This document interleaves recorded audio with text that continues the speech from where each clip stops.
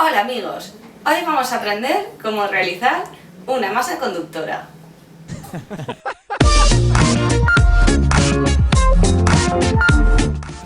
Para poder realizarla necesitaremos 1,5 tazas de harina, puede ser de trigo o sin gluten, ambas funcionan, 1/4 de taza de sal, un vaso de agua, colorante alimenticio, 9 cucharadas de zumo de limón y 3 cucharadas de aceite de girasol o aceite vegetal.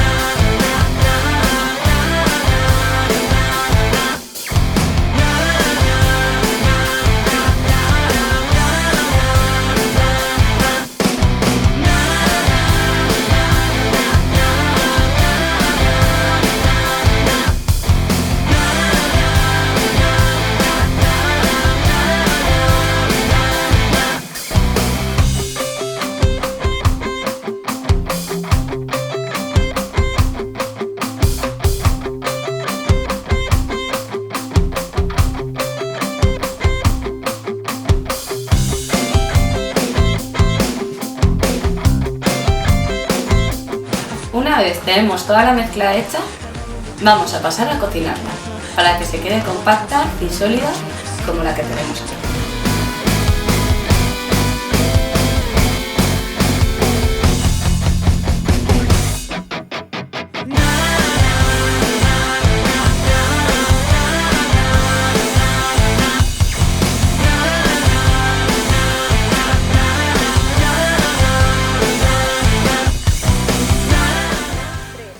Una vez tenemos la masa conductora, el siguiente paso es realizar un circuito eléctrico uniendo la masa conductora con la plastilina, realizando un circuito eléctrico.